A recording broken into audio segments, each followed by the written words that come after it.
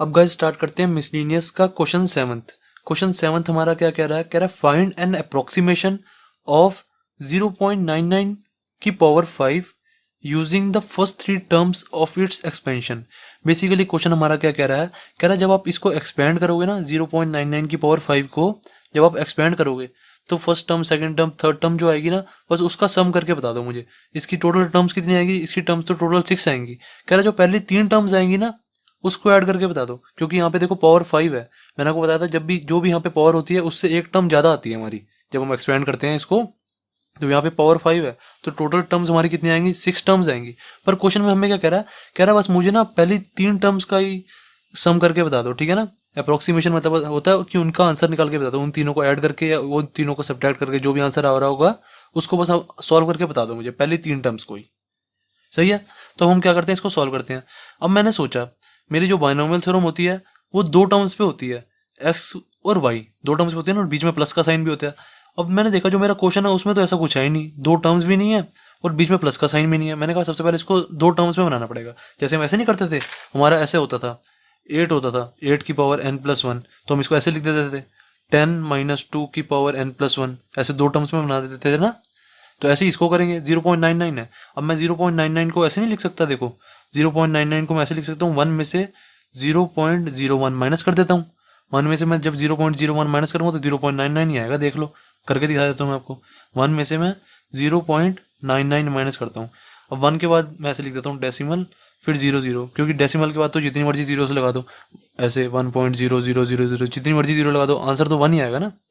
बस ऐसे नहीं कर सकते हम, जैसे ऐसे होता है मेरा 1.05 होता, पर मैं अब इसके आगे जीरो कोई नहीं लगा सकता, इसके पीछे जितनी मर्जी जीरो लगा सकता हूँ उसका आंसर सेम ही रहेगा। 1.05 इज इक्वल टू होता है 1.05000000 कितनी मर्जी जीरो लगा दो एक ही बात है, पीछे जितनी मर्जी जीरो लगा दो पर आगे मत लगाना, आगे की दिक्कत हो जाती है डेसिमल में। ओके, अब मैं क्या करता हूँ 1 में से मैंने 0.99 को माइनस किया तो क्या है, देखो 10 में से 9 गया, पहले कैरी लिया ना मैंने, 10 में से 9 गया 1, फिर यहाँ पे 9 हो जाएगा, 9 में से 9 गया 0। अब यहाँ से तो मैंने कैरी लिया हुआ है, यहाँ से सब में कैरी लिया हुआ था तो 0 बचेगा, 0 में से 0 गया 0, तो 0.01 ही आया ना। तो मैं 1 में से जब मैं 0.01 माइनस करूंगा तो मेरा 0.99 आएगा। सही है, तो मैं इसकी 0.99 की जगह ये लिख देता हूँ, टेंशन किस बात की। इज इक्वल टू लिख दो 1 माइनस 0.01 की पावर 5। अब इस वैल्यू को सारी यहाँ डाल दो। x की वैल्यू क्या होती है? जो हमारी पहली वाली टर्म होती है वो x होती है, ये पहली वाली टर्म x होगी, दूसरी वाली टर्म जो पूरी होती है माइनस भी आएगा, ठीक है ना। ये हमारी पूरी टर्म y होती है, x की वैल्यू यहाँ डाल दो, y की वैल्यू को यहाँ डाल दो, और n की वैल्यू तो हमारे को दी हुई है, ये हमारी n होती है, जो पावर चल रही होती है हमारी n होता है। देन अब इसको सॉल्व कर देते हैं। क्या आ जाएगा? x की जगह क्या डालना है? 1 डालना है, y की जगह क्या डालना है? -0.01 डालना है, यहाँ प्लस लिखो ये वाला, देन -0.01 की पावर n, देन n की जगह 5 आ गया ना, 5 लिख दो यहाँ पे, इज इक्वल टू 0 से लेके 5 तक 5CR, x की जगह 1 डालना है, 1 की पावर 5 माइनस r, y की जगह क्या डालना है? 0.01 -0.01। ये क्वेश्चन बहुत इजी है, बस इस क्वेश्चन में जो गलती होगी ना बच्चों से वो डेसिमल लगाने में गलती होगी, डेसिमल्स की गलती होगी बस, और कोई गलती नहीं होगी इस क्वेश्चन में। अब देखो यहाँ 1 की पावर r है, 1 की पावर कुछ भी है, 1 की पावर 5 माइनस r है या 1 की पावर कुछ भी हो तो आंसर तो 1 ही आएगा, तो इस चीज़ को मैं इग्नोर कर देता हूँ, इग्नोर। सही है, देन अब हमारा बचा क्या? जो बचा उसको लिख दो, क्या बचा हमारा? Summation r is equal to 0 से लेके 5 तक 5CR माइनस 0.01 की पावर r। अब हम क्या करेंगे? इसको एक्सपेंड कर देंगे। सबसे पहले r इज इक्वल टू 0 डालो, फिर 1 डाल देंगे, फिर 2 डाल देंगे, ऐसे एक्सपेंड कर देंगे। तो हमारा क्या आ जाएगा? सबसे पहले 5C0 माइनस 0.01 की power 0, then plus 5C1 minus 0.01 की power 1, then plus 5C2 minus 0.01 की पावर 2। हमें बेसिकली क्वेश्चन में 3 टर्म्स ही निकालने के लिए बोला है, पहले तीन टर्म्स बोला ना, देखो यूजिंग द फर्स्ट 3 टर्म्स, तो हमारी फर्स्ट 3 टर्म्स आ गई, 1 2 और 3 टर्म्स आ गई। उसके बाद आपको लिखना है, लिख दो, आपकी मर्जी है, लिखना है लिख दो, नहीं तो 3 डॉट्स लगा दो, टीचर समझ जाएगा कि इसके बाद और भी आंसर आना था, पर हमारा यूज यही इन्हीं तीनों का है, तो हमारे स्टूडेंट ने पहले 3 टर्म्स ही लिखी हैं, ठीक है, टीचर अपने आप समझ जाएगा, टेंशन लेने वाली कोई बात नहीं है इसमें। देन अब इज इक्वल्स टू क्या आ जाएगा 5c0, अब nc0 है, nc0 हमारा क्या होता है 1 इंटू में ये चीज़ अभी ऐसे कैसे लिख दो, इंटू में तो ये 0 पावर है तो इंटू में 1 ही आ जाएगा। देन प्लस किसी की भी पावर 0 1 ही होगी। देन प्लस 5c1 हमारा 5 होएगा, इंटू में माइनस 0.01। देन प्लस 5c2 क्या होता है हमारा 10, इंटू में माइनस 0.01 का होल स्क्वायर। तो इसको मैं ऐसे नहीं लिख सकता, देखो अब माइनस का स्क्वायर है, माइनस की पावर इवन तो आगे मैंने आपको बताया प्लस आ जाएगा। अब -1 की पावर ऑड है तो आगे माइनस आ जाएगा। अभी मैं इसको नेक्स्ट लाइन में ऐसे कर दूंगा ना 1 इंटू 1 देन अब देखो यहाँ माइनस आ जाएगा, -5 इंटू में 0.01। देन प्लस अब यहाँ पे 10 इंटू में, अब मैंने क्या किया देखो -1 की पावर इवन है तो हट जाएगा माइनस, आगे प्लस आ जाएगा, तो प्लस तो मैंने लगा ही रखा है, बाकी जो बचा है इसे कैसे लिख दो 0.01 का होल स्क्वायर, ऐसे लिख दिया मैंने। माइनस को हटा दिया क्योंकि -1 की पावर इवन है, -1 की पावर इवन तो आंसर पॉजिटिव में आएगा। अब -1 की पावर यहाँ पे ऑड थी, -1 की पावर ऑड, तो मेरे को आगे माइनस लगाना पड़ा, यहाँ पे देखो माइनस लगा दिया मैंने, सही है ना। आप भी ऐसे शॉर्टकट से कर सकते हो। अब 0.01 यहाँ पे मुझे 0.01 का होल स्क्वायर लिखना पड़ेगा। 0.01 का होल स्क्वायर क्या आएगा देखो, ऐसे करा करो, किसी को ये निकालना नहीं आता ना तो कई बच्चों को बहुत दिक्कत आती है इसमें, बहुत ईजी होता है, कुछ नहीं होता। 0.01 का होल स्क्वायर लिखा ना तो 0.01 को 2 बार लिख दो, 0.01 इंटू में 0.01। देखो जब ऐसे होता है हमारा 2 का स्क्वायर होता है तो हम इसको ऐसे नहीं लिख सकते 2 इंटू 2, ऐसे ही मैंने ऐसे कर दिया। 0.01 का होल स्क्वायर था ना तो मैंने 0.01 को 2 बार लिख दिया, 0.01 इंटू में 0.01। अब क्या करेंगे, मैं ना डेसिमल हटा देता हूँ, इसका डेसिमल हटाऊंगा नीचे 100 लग जाएगा ना, इसका डेसिमल भी हटाऊंगा नीचे 100 लग जाएगा। तो अभी ऊपर वाले को मल्टीप्लाई करा, देखो ऊपर 1 बचा ना सिर्फ, 1 इंटू में 1 क्या आ जाएगा 1, नीचे क्या आ जाएगा 100 इंटू में 100 तो 4 जीरो आ जाएंगे, 1 2 3 4। अब इसको सॉल्व कर दो, क्या आ जाएगा देखो ऊपर 1 है, अब 1 के आगे मुझे टोटल 1 मुझे यहाँ पे 4 बार डेसिमल लगाना पड़ेगा ना। देखो 1 2 3 4 है, 4 जीरो है तो 4 जीरो के बाद मुझे ऊपर डेसिमल लगाना है, मतलब 4 डिजिट्स के बाद ऊपर 4 डिजिट्स के बाद मुझे अब डेसिमल लगाना है। तो क्या आ जाएगा देखो, एक डिजिट तो ये होगी, दूसरी तीसरी चौथी, इसके बाद डेसिमल लग जाएगा। देखो जितनी जीरोज होती है ना उतने ही डिजिट्स के बाद ऊपर डेसिमल लग जाता है। कितनी जीरोज है देखो, 4 जीरोज है, 4 जीरो है, अब ऊपर उतनी ही डिजिट्स के बाद डेसिमल लग जाएगा। देखो 1 2 3 4 डिजिट्स के बाद डेसिमल लगा दिया मैंने, तो मेरा क्या आंसर आ गया 0.0001 आ गया यहाँ पे, जीरो इसका होल स्क्वायर, तो यहाँ पे मैंने लिख दिया 0.0001। ओके, देन अब इसको सॉल्व करना, बस कुछ नहीं करना, प्लस माइनस कर दो अब जो करना। ये क्या आ जाएगा 1 -5 इंटू में 0.01 क्या हो जाएगा देखो 5 क्या 0.01 है ना, हाँ ये सही है। अब 0.01 इंटू में 5 कर दो तो क्या आ जाएगा 5 0.0, बस मल्टीप्लाई किया मैंने और कुछ नहीं किया, तो क्या आ गया 0.05। देन प्लस अब ये क्या आ जाएगा देखो, बड़ी सही चीज़ है इसमें बच्चों की ना, मल्टीप्लाई और डेसिमल में ही गलती होगी और कहीं गलती नहीं होगी। अब देखो यहाँ पे ये चीज़ है तो इसको मैं ऐसे नहीं लिख सकता, देखो 1 अपॉन में नीचे जितनी जीरो थी वो ऐसे ही लगा दो। देखो डेसिमल की जगह मैंने 1 लगाया और उसके बाद 4 डिजिट्स हैं तो 4 जीरो लगा दिया, इंटू में 10 चल रहा ना तो इंटू में 10 लिख दिया, 0 से 0 काटा मैंने, ठीक है। मैंने ये नीचे इसलिए लिखा क्योंकि मेरा 0 से 0 कट जाएगा। देन बाकी क्या बचा 1/1000 बचा, तो अब नीचे 3 जीरो है तो ऊपर 3 डिजिट्स के बाद डेसिमल लग जाएगा, तो एक डिजिट तो 1 है ही, उसके बाद 2 डिजिट मुझे लगानी पड़ेगी, उसके बाद डेसिमल, तो मेरा क्या आया 0.001 आ गया इसकी जगह 0.001। अब इसको बस प्लस माइनस कर दो, क्या आ जाएगा हमारा आ जाएगा 1। देखो जो प्लस प्लस वाले हैं उसको पहले ऐड कर लो, उसमें से फिर बाद में माइनस कर देना। जो 1 है और प्लस है 1, ये क्या आ जाएगा, ये चीज़ प्लस की है देखो और ये चीज़ प्लस की है, ये हमारा आ जाएगा 1.001। जब मैंने इस प्लस वाले को और इस प्लस वाले को ऐड किया, ऐसे किया ना, देखो मैंने 0.001 है, 0.001 उसमें +1 करना है तो 1 यहाँ पर आ जाएगा ना 1.000 ऐसे हो जाएगा।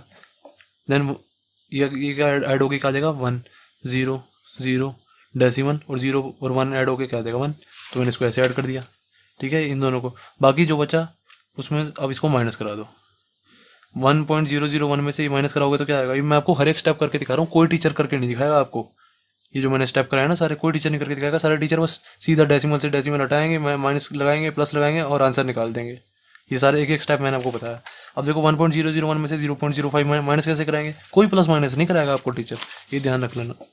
1.001 है, उसमें से माइनस कराना है मुझे 0.05, तो डेसिमल के नीचे हमेशा डेसिमल आता है, तो 0.05 है ना, बस यहाँ तक सही है। उसके बाद जीरो यहाँ पे लगा दो, लगानी है तो, नहीं लगानी तो ना भी लगाओ, क्योंकि बाद में हम जीरो लगा सकते हैं।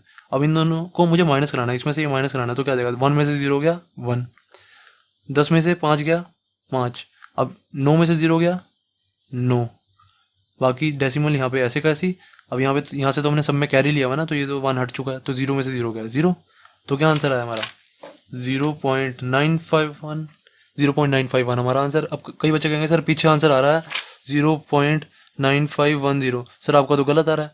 मैंने बताया तो सही भाई कि एंड में जितनी मर्जी जीरो लगा दो आंसर सही मिलेगा। अब इस चीज़ को मैं ऐसे भी लिख सकता हूँ 0.9510, अब इसको मैं ऐसे भी लिख सकता हूँ 0.95100000, जितनी मर्जी जीरो लगा दो आंसर सेम ही रहेगा ये। ओके, तो क्वेश्चन 7 भी हो गया हमारा कंप्लीट।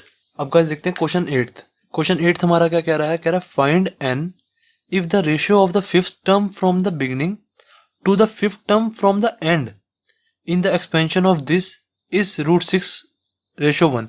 अब देखो इस क्वेश्चन में ना गाइस भर भर के कंसेप्ट है, बहुत सारे कंसेप्ट सीखेंगे। इस क्वेश्चन को ना बोल के भी छोड़ना मत, ये आपको ना बहुत सारे कंसेप्ट सिखा के जाएगा। बिल्कुल छोटे से कंसेप्ट से स्टार्ट करता हूँ, सारे कंसेप्ट सिखाऊंगा। देखो अब ये ना, ये चीज़ जो लिखी है ना गाइस, ये जो चीज़ लिखी है, कई बच्चे ना इसको ना गलत पढ़ेंगे। देखो क्या, कई बच्चे ना इसको 4√2 पढ़ेंगे, 4√2, और इसको क्या पढ़ेंगे 1/4√3। इस चीज़ को ऐसे पढ़ेंगे कई बच्चे, पर ये चीज़ बिल्कुल गलत है। ये नहीं लिखा हुआ, ये नहीं लिखा हुआ है। ये पता है क्या लिखा हुआ है, ये 4 ऐसे है, ऐसे ऐसे 4, ये ऐसे √2 है, देन प्लस अपॉन में ये चीज़ ऐसे है, √3 है ना, ये √3, और यहाँ पे ऐसे 4 है। इसका मतलब पता है क्या हुआ, देखो मैं आपको कंसेप्ट बताता हूँ पूरा। जो हमारा रूट होता है √2, ये होता है हमारा 2⁻1/2, ऐसे होता है, मतलब इसकी पावर 1/2 होती है। अब जब यहाँ पे ऐसे छोटा सा 4 लिखा होता है ना, या जैसे यहाँ पे छोटा सा 4 लिखा हुआ है, तो इसका मतलब पता क्या हुआ, जैसे ऐसे लिखा हो ऐसे, तो इसका मतलब होता है 2⁻1/4, समझे हो, 1/4 हो जाता है। इधर इन्होंने यहाँ पे 4 लिख के बताया हुआ है कि ये 1/2 नहीं है, ये 1/4 है। ऐसे अगर यहाँ पे लिखा होता 2 लिखा होता है यहाँ पे, और यहाँ पे 3 लिखा होता, इसका मतलब होता है क्यूब रूट, ये होता है 2 1/3, ऐसे 1/3 हो जाता है ये, समझे हो। ये चीज़, ये बड़ा अच्छा कंसेप्ट है, आपकी क्लास 11 में मेरे हिसाब से पहली बार आया है अभी ये, तो ये चीज़ आपको बहुत अच्छी चीज़ सिखा के गई है। देखो अगर यहाँ पे लिखा होता, एक और बात सिखाता हूँ, अगर यहाँ पे लिखा होता 8 और यहाँ पे लिखा होता ऐसे 2, छोटा सा 8 लिखा है और यहाँ पे ऐसे √2 लिखा हुआ है, तो इसको मैं कैसे खोलूंगा, ऐसे 2⁻1/8 ऐसे हो जाएगा ये। ओके, ये चीज़ तो अब आपको समझ आ गई, ये चीज़ तो आपकी क्लियर हो गई। देन अब देखो मैं क्वेश्चन स्टार्ट करता हूँ। हमें कह रहे हैं कि if the ratio of the fifth term from the beginning to the fifth term from the end in the expansion of this is √6:1। सबसे पहले तो मैंने जो क्वेश्चन लिखा हुआ वो लिखा +1/n की पावर n, ये लिखा मैंने क्वेश्चन। अब मुझे कह रहे हैं कि fifth term from the beginning की रेशो और fifth term from the and की रेशो √6:1 है, हमें ये दी हुई है। तो सबसे पहले जो क्वेश्चन में दिया होता है ना वो मैं लिख लेता हूँ, फिर मेरे को आसानी होती है। Fifth term from beginning upon में फिफ्थ टर्म फ्रॉम एंड। ये चीज का बहुत अच्छा कंसेप्ट है, अभी आपको समझ आएगा, देखना। ये हमें दिया हुआ है √6/1, ठीक है, ऐसे दिया हुआ है हमें। Fifth term from the beginning upon में fifth term from the end, हमें बोला हुआ है √6/1 है, ठीक है, मैंने ये समझ लिया। अब मुझे कह रहा है कि n की वैल्यू निकाल के दिखा दो, जो हमारा ये n चल रहा है ना, n, इसकी वैल्यू निकाल के दिखा दो। सबसे पहले तो हम क्या करेंगे, fifth term from the beginning, देखो fifth term from the beginning क्या होती है, हम जैसे इसको एक्सपेंड करेंगे, जो हमारी फिफ्थ टर्म आएगी ना वो हमारी fifth term from the beginning हुई। जैसे हम पहले फिफ्थ टर्म निकालते थे, जनरल टर्म का फॉर्मूला नहीं होता था हमारा, जनरल टर्म का फॉर्मूला होता था, general term is equal to क्या होता था हमारा फॉर्मूला, NCR x⁻n-r y⁻r, यही तो था हमारा, यही तो होता था हमारा जनरल टर्म का फॉर्मूला। अब n की जगह क्या है हमारा, n की जगह n ही है, तो n की जगह n ही रखेंगे, NCR। अब x की जगह क्या है, 4 ये है ना हमारा √2 और यहाँ पे 4, √2 और यहाँ पे ऐसे 4 है। ओके, x की जगह मैंने ये डाल दिया, इसकी पावर n-r, और y की जगह क्या है हमारा 1/में में ऐसे √3 और आगे ऐसे 4 है ना, तो 1/में में √3 और आगे ऐसे 4 की पावर r। ये हमारा जनरल टर्म आ गई, जनरल टर्म। अब इस जनरल टर्म का यूज़ करके हम फिफ्थ टर्म निकाल देंगे। Fifth term from the beginning आ जाएगी ना हमारी। तो फिफ्थ टर्म क्या होगी, मैंने आपको बताया जोन सी टर्म निकालनी होती है उससे एक कम आर डालते हैं। मैंने आपको कितनी 100 बार बता दी एक्सरसाइज करते हुए। तो हमें फिफ्थ टर्म निकालनी है ना, तो एक कम आर डाल देंगे यहाँ पे। तुम्हारी fifth term from the beginning क्या आ जाएगी, fifth term from beginning, beginning is equal to आ जाएगी, आर की वैल्यू को यहाँ पे 4 डाल दो, क्या आ जाएगा NC4, और यहाँ पे ये चीज़ ऐसी की ऐसी, और यहाँ पे 4 माइनस आर, और ये चीज़ ऐसी की ऐसी, आर की जगह 4 डाला ना तो आर की जगह 4, यहाँ भी आर की जगह 4 कर दो, आर डाल दिया मैंने गलती से। ओके, अब बस इसको खोल दो, क्या आ जाएगा देखो NC4। अभी ये अभी इसको खोलूंगा तभी ऐसे कैसे ही रहने दो। अब हम निकालते हैं fifth term from the and. Fifth term from the beginning हमारी ये आ गई ना, जब हम इसको सॉल्व करेंगे हमारी फिफ्थ टर्म आ गई है, सही है, बाद में अभी सॉल्व करेंगे। अभी इसको ऐसे कैसे छोड़ दो, अभी हम fifth term from the and सीखते हैं। अब देखो इस चीज़ का फिर और अच्छा कंसेप्ट है। देखो जो हम ये जनरल टर्म का फॉर्मूला लगाया ना, अभी हमने जनरल टर्म का फॉर्मूला लगाया, इसमें हमने एक्स की वैल्यू क्या डाली है, पहली वाली टर्म डाली है ना प्लस साइन की इधर, और वाई की वैल्यू क्या डाली है, प्लस साइन की इधर वाली टर्म डाली है। जब भी हम एक्स की वैल्यू पहले वाली डालते हैं और वाई की वैल्यू सेकंड वाली डालते हैं ना, तो हमारी हमेशा बिगिनिंग से टर्म आती है। Fifth term from the beginning आती है, fourth term from the beginning आती है, third term from the beginning आती है, ठीक है ना। जब हम एक्स की वैल्यू को पहले वाला डालते हैं और वाई की वैल्यू को दूसरे वाला डालते हैं, जब हम ऐसे डालते हैं, देखो एक्स की वैल्यू को ये और वाई की वैल्यू को जब हम ये डालते हैं ना, तो हमारी हमेशा टर्म जो आती है ना बिगिनिंग से स्टार्ट होती है, मतलब स्टार्टिंग से, यहाँ से ऐसे, सही है। बिगिनिंग से थर्ड टर्म, बिगिनिंग से फोर्थ टर्म, बिगिनिंग से 5 टर्म, बिगिनिंग से 6 टर्म, ऐसे हमारी आती है। पर जब भी हमें बोला हो हमें एंड से टर्म निकालनी है, मतलब यहाँ से एंड से, यहाँ से होगा ना एंड से, fifth term from the and निकालना है, तो हम क्या करेंगे, इस चीज को x मान लेंगे और इस चीज को y मान लेंगे, तो हमारी fifth term from the end आ जाएगी, समझे हो। तो मैं क्या करूंगा, देखो करके बताता हूँ, टेंशन मत लिया करो। Fifth term from the and, fifth term from and क्या आ जाएगी हमारी। अब देखो मैंने क्या, x की जगह क्या डालना है, पीछे वाला, y की जगह आगे वाला, बस उल्टा कर देना हल्का सा, तो क्या आ जाएगा हमारा NCR, x की जगह ये वाला। अभी ये था ना हमारा √2 4, यहाँ 4, अब हमारा ये वाली चीज़ आ जाएगी, ये वाली चीज़, तो आ जाएगा 1/√3 है ना, और यहाँ पे 4 की पावर n-r। ओके, देन अब x की जगह, सॉरी y की जगह क्या आएगा, पहले वाली टर्म √2 और 4 था ना यहाँ पे, 4 की पावर r, समझे हो। मैंने आपको क्या बताया, मैं आपको दोबारा बताता हूँ, ये बहुत अच्छा कंसेप्ट है, ध्यान रखना इसको। जब भी हमें ऐसे बोला हो ना कि देखो, जब भी हम x की वैल्यू को पहले वाला डालते हैं, y की वैल्यू को दूसरे वाला डालते हैं, जब भी x की वैल्यू को पहले वाला और y की वैल्यू को दूसरे वाला डालते हैं, तो हमारी हमेशा जब भी टर्म आती है ना, वो बिगिनिंग से आती है। Fifth term from the beginning, six term from the beginning, 10th term from the beginning आती है, जब भी हम x को पहले वाला डालते हैं और y को दूसरे वाला डालते हैं। अब जब भी हमें फ्रॉम द एंड निकालना हो ना, फ्रॉम द एंड, तो हम क्या करते हैं, उल्टा कर देते हैं, x को ये वाला डाल देंगे अब और y को ये वाला डाल देंगे अब, बस उल्टा कर देते हैं, तो हमारी एंड से आ जाती है, fifth term from the end आ जाएगी, six term from the end आ जाएगी, ऐसे हमें 10th टर्म बोला हो तो 10th term from the end आ जाएगी, ठीक है, जब हम उल्टा डाल देंगे। तो उल्टा डाला हमने तो हमारा ये आ गया।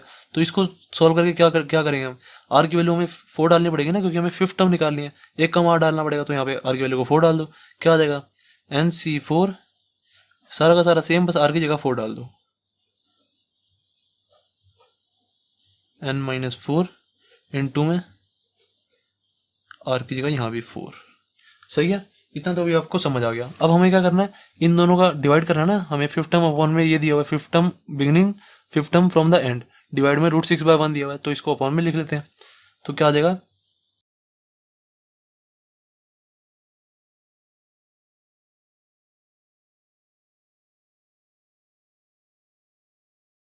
इतना समझ आ गया आपको, इज इक्वल टू √6/1 चल रहा है ना, ये √6/1 है, तो इज इक्वल टू √6/1 लिख दिया मैंने, ठीक है। अब मैं क्या करूँगा, अब इनको ना ओपन करूँगा, मैं कैसे ओपन करता हूँ वो बताता हूँ। जैसे सबसे पहले तो ये जो कट रहा है ना NC4 से NC4, ये इसको काट दो। नेक्स्ट पेज पे ना मैं इसको ओपन करके लिखता हूँ, NC4 से NC4 मैंने काट दिया, बाकी जो बचा ना ये सारी चीज़ अभी मैं नेक्स्ट पेज पे लिखता हूँ, फिर ओपन करते हैं। ये चीज़ देखो मैंने नेक्स्ट पेज पे लिख दी, फिर अब इसको ओपन कैसे करेंगे, देखो मैंने आपको बताया हुआ है ये जो ऐसे ही है ना, √2 आगे 4 लिखा हुआ है, मैं इसको ऐसे लिख सकता हूँ, मैंने आपको बताया अभी, 2 की पावर 1/4 ऐसे लिख सकता हूँ ना। बाकी n-4 ऐसे का ऐसे बाहर। मैं मल्टीप्लाई में अब इसको भी ऐसे लिख देता हूँ, 1 अपॉन में ये है ना 3 की पावर 1/4 बन जाएगा ये। इसकी पावर इसकी मल्टीप्लाई मतलब इसकी पावर 4 ऐसे का ऐसे, अपॉन में इसको भी ऐसे लिख दूंगा, 1 अपॉन में 3 की पावर 1/4 की पावर n-4 ऐसे कैसे लिख दिया। देन इनटू में इसको ऐसे लिख दूंगा, 2 की पावर 1/4 की पावर 4 मल्टीप्लाई में 4 लिख दूंगा ना ऐसे, इज इक्वल टू में √6/1 चल रहा है। अब देखो इससे ये कट गया तो ये तो ठीक है। अब मैं इससे क्या करूंगा, 4 को इधर पावर लगा देता हूँ, चलो यार एक स्टेप ना बढ़ा के कर देता हूँ। कभी कभार मैं क्या सोचता हूँ, एक ना स्टेप कम कर देता हूँ, फिर मेरे दिमाग में आता है कई बच्चों को समझ नहीं आएगा, तो इसलिए ना एक स्टेप बढ़ा ही देता हूँ। मैंने भी यहाँ से ऐसे डायरेक्ट काट रहा था, तो चलो कोई बात नहीं, एक स्टेप बढ़ा देते हैं। तो देखो अब मैंने क्या सोचा, इसको मैं क्या लिख सकता हूँ, 2 अब n-4 यहाँ मल्टीप्लाई हो जाएगा तो क्या हो जाएगा, n-4/4 हो जाएगा ना, ये ऐसे हो गया। देन मल्टीप्लाई, अब देखो 1 की पावर 4 क्या होता है, 1 ही होता है, तो मैंने 1 की पावर 4 को 1 ही लिखे रहने दिया, अपॉन में 3 की पावर 1/4 इंटू में 4 ऐसे हो जाएगा ना, 1/4 की यहाँ भी 4 लग जाएगा, तो 4 से 4 ये तो कट गया मेरा। मैंने कहा चलो ठीक है। देन अब इधर आ जाओ, अब 1 की पावर n-4, 1 की पावर तो कुछ भी हो तो 1 ही आंसर आता है मेरा, मैंने इसको 1 का 1 ही रहने दिया। देन अपॉन में 3 की पावर 1/4 है, 3 की पावर 1/4 इंटू में n-4, तो क्या हो जाएगा, यहाँ पे n-4 ऐसे नहीं आ जाएगा, n-4/4 आ गया ये। ओके देन मल्टीप्लाई, इसको थोड़ा ऐसे लिख दो पूरा बड़ा करके, n-4/4 है। देन मल्टीप्लाई, यहाँ पे तो 2 ही बचा बस, इज इक्वल टू में √6/1 है। अब इसको सॉल्व करना है।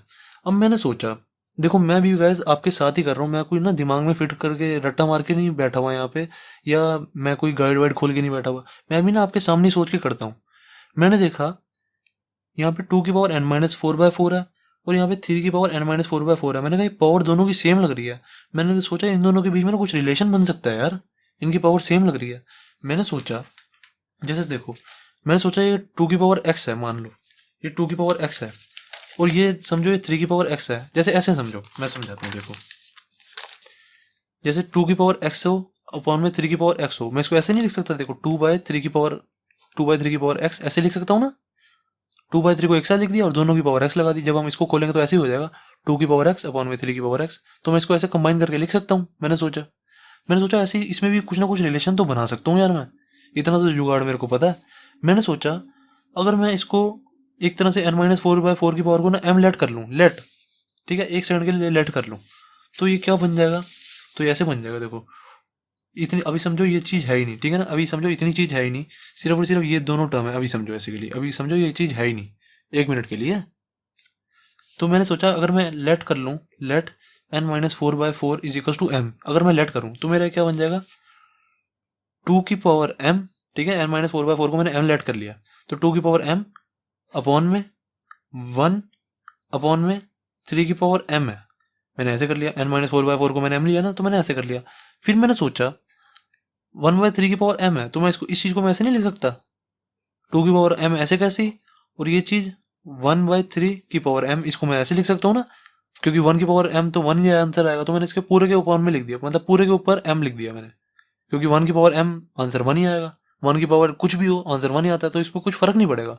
मैंने ये इसलिए ऐसे किया क्योंकि फिर मैं अब इसको कंबाइन करके लिख दूंगा ना, 2 अपॉन में 1/3 की पावर m ऐसे कंबाइन करके लिख दूंगा, सही है। अब यही चीज यहाँ पे करता हूं मैं, अब ये चीज मैंने यहाँ पे करी, तो देखो क्या आएगा, अभी ऐसे लिखो, let n-4/4 is equal to m, मैंने लेट किया, तो अब क्या आ जाएगा, अभी समझो कि ये है ही नहीं, इसको इसका खेल बाद में देखते हैं, अभी सिर्फ इसका खेल समझ ले पहले। तो यहाँ पे क्या है, 2 की पावर m अपॉन में क्या है, 1 अपॉन में 3 की पावर m ऐसे हो गया। अब मैंने सोचा इस चीज को मैं ऐसे लिख सकता हूँ ना, बाकी जो ये साथ में चल रहा है इसको चाहे साथ साथ लिखते रहो, 1/3 यहाँ पे है और अपॉन में 2 ऐसे चल रहा है ना, ऐसे कैसे लिख दिया। देन अब मैं देखो इस चीज को ऐसे लिख सकता हूँ, 2 की पावर m अपॉन में 1/3 की पावर m, इसको ऐसे नहीं लिख सकता, मैं ऐसे लिख सकता हूँ बिल्कुल। तो ये क्या बचा मेरा, 1/3 अपॉन में 2 ऐसे बचा। अब देखो इस चीज़ को ना मैं कंबाइन करके लिख देता हूँ, जैसे मैंने भी आपको सिखाया। तो इस चीज़ को जब मैं कंबाइन करूँगा तो मेरा क्या आएगा, 2/1/3 की पावर m, ये आ जाएगा मेरा। और ये चीज़ अभी के लिए ऐसे कैसे लिखे रहने देता हूँ, 1/3/2। अब देखो एक कंसेप्ट मैंने आपको सिखाया था, याद करो, वो कंसेप्ट का तो 100 बार यूज हो गया होगा अब तक। जैसे 2/3 हो, अपॉन में 7 कुछ भी मान लो, 7/11 हो या कुछ भी हो। तो मैंने आपको क्या बताया था, इस चीज का इससे मल्टीप्लाई होता है और इसका इससे मल्टीप्लाई होता है, ठीक है, मैंने आपको बताई थी ये चीज। तो अब देखो यहाँ भी तो सेम ही कंडीशन आ रही है, 2। अब देखो यहाँ पे 2 लिखा है सिर्फ, तो 2 को मैं ऐसे नहीं लिख सकता, इस 2 को मैं ऐसे लिख सकता हूँ ना, देखो 2/1/3 ऐसे लिख सकता हूँ। 2 के अपॉन में 1 लगा दिया मैंने, क्योंकि अपॉन में 1 लगाने से कुछ फर्क नहीं पड़ेगा। तो मैं क्या करूंगा, अब इसका इससे मल्टीप्लाई कर दूंगा, इसका इससे मल्टीप्लाई कर दूंगा, तो क्या आंसर आ जाएगा मेरा, 3 × 2, इससे मल्टीप्लाई हो गया ना 3 × 2, और 1 × 1 ऐसे कैसे रहेगा, 1 × 1। ओके, तो ये मेरा, ये चीज मेरी आ जाएगी 6/1 आ जाएगा। ये जो 2/1/3 है ना, तो ये 6/1 आ जाएगा। तो इसको हम करते हैं, देखो ये चीज मेरी आ गई 6/1, 2/1 अपॉन में 1/3 की पावर m, इसको मैंने ऐसे लिख दिया, इनटू में, अब इस चीज को भी ऐसे लिख दूंगा, 1/3 अपॉन में 2/1। अब मैंने आपको बताया, जैसे आपको बताया मैंने, वैसे मल्टीप्लाई करा दो, ये चीज इससे मल्टीप्लाई, ये चीज इससे मल्टीप्लाई, ऐसे ये चीज इससे मल्टीप्लाई और ये चीज इससे मल्टीप्लाई। तो क्या आ जाएगा हमारा, 3 × 2 अपॉन में 1 × 1 की पावर m, इंटू में ये क्या आ जाएगा, 1 × 1 अपॉन में 3 × 2 6, ये मेरा आ गया। ओके, और इज इक्वल टू में √6/1 चल रहा है, याद रखना, √6/1 सारा चल रहा था ना हमारा, √6/1 इज इक्वल टू में। देन अब ये हमारा आ गया 6/1 तो 6 ही रह गया, 6 की पावर m इंटू में 1/6 इज इक्वल टू √6 आ गया। अब m की जगह मैं, मेरा क्या था वो डाल दो, m की जगह मैंने क्या लेट किया था, n-4/4 लेट किया था ना, तो ये डाल दो m की जगह। तो मैंने डाल दिया m की जगह n-4/4, 6 की पावर n-4/4 इंटू में 1/6 इज इक्वल टू √6। अब यहाँ से असली सोचना चालू होता है। क्या सोचना चालू होता है, मैंने सोचा मेरे को निकालनी है n की वैल्यू, n की वैल्यू निकालनी है ना मेरे को। मैंने सोचा यार मैं कैसे n की वैल्यू निकाल सकता हूँ, मैंने दिमाग लगाया। याद करो एक कंसेप्ट को मैंने आपको बताया था, मैंने आपको बताया था कि जैसे मेरा एक क्वेश्चन में आंसर आया था a की पावर 6 इज इक्वल टू 729 था। ये क्वेश्चन था, आया था ना हमारा a की पावर, जैसे हमारा a की power n is equal to 729 था, तो हमारी n की वैल्यू 6 आ गई थी, तो मैंने a की पावर 6 इक्वल टू 729 डाल दिया था। फिर मैंने क्या किया था, 729 को जब इसके फैक्टर्स खोले थे तो मेरा 3 की पावर 6 आया था, तो a की पावर 6 इज इक्वल टू 3 की पावर 6 हो गया था। तो मैंने आपको क्या बताया था, जब बेस इक्वल, जब पावर्स इक्वल होती हैं तो बेस भी इक्वल ही आते हैं, तो a इज इक्वल टू 3 हमारा आंसर आ गया था, a इज इक्वल टू 3। मैंने कहा ऐसे ही कुछ कंसेप्ट ना इसमें यूज करता हूँ। मैंने सोचा ये मेरा चल रहा है 6 की पावर n-4/4, अभी इसको मैं ऐसे कैसे छेड़ता नहीं हूँ, देन इज इक्वल टू में इस 6 को इधर ले जाता हूँ, ये हो जाएगा 6√6, सही है। तो मैंने सोचा ये 6√6 है, एक तरह से ऐसे नहीं है, 6 इंटू में 6 की पावर 1/2 ऐसे है ना, 6 इंटू में 6 की पावर 1/2। देन अब 6 की पावर 1 है, ऐसे समझो 6 की पावर 1 है। तो जब मैंने आपको बताया जब बेस सेम होते हैं तो पावर z होती है ना, तो जब बेस सेम है तो पावर z हो जाएंगे, तो 1 + 1/2 हो जाएगा। तो 1 + 1/2 क्या आ जाएगा, 6 3/2 आ जाएगा। जब आप एलसीएम लोगे तो 6 3/2 आ जाएगा, ये चीज आ जाएगी। तो मैंने इसको ये लिख दिया 6 3/2, और ये मेरा क्या चल रहा है, 6 की पावर n-4/4। अब देखो अब यहाँ पे उल्टा हिसाब है, जो मैंने आपको बताया बस उसका उल्टा हिसाब है। मैंने आपको क्या बताया, पावर सेम होती है, जब पावर सेम होती है तो बेस भी सेम आते हैं। तो अब ये भी हिसाब ही होगा, जब बेस सेम है और दोनों इक्वल भी हैं, जब बेस सेम है और दोनों इक्वल भी हैं तो पावर्स हमारी सेम ही तो आएंगी। तो n-4/4 n-4/4 is equal to 3/2 आएगा। तो n-4 क्या हो गया, n-4 इज इक्वल टू हो गया 4 3 12, 12/2 कितना आ जाएगा, 2 6 है, n-4 इज इक्वल टू 6 आ गया, n-4 इज इक्वल टू 6, तो n इज इक्वल टू कितना आ गया 10, n इज इक्वल टू 10 हमारा आंसर, सही है। बस थोड़ा सा कंसेप्ट यूज होगा, ये याद रखा करो, जब भी पावर सेम होती है तो हमेशा हमारे बेस भी सेम आते हैं, जब हमारे बेस सेम होते हैं तो पावर्स भी सेम ही आती है हमेशा। Okay, is equal to sign होना चाहिए बीच में, याद रखना, इज इक्वल टू साइन जरूर होना चाहिए। यहाँ भी देखो इज इक्वल टू का साइन है और यहाँ भी इज इक्वल टू का साइन होना चाहिए, तब की कंडीशन बता रहा हूँ मैं। जब भी पावर सेम हो तब बेस भी सेम आएंगे, जब बेस सेम हो तो पावर्स भी हमेशा सेम ही आएंगी। ओके, तो n इज इक्वल टू 10 हमारा आंसर क्वेश्चन 8th भी हो गया कंप्लीट।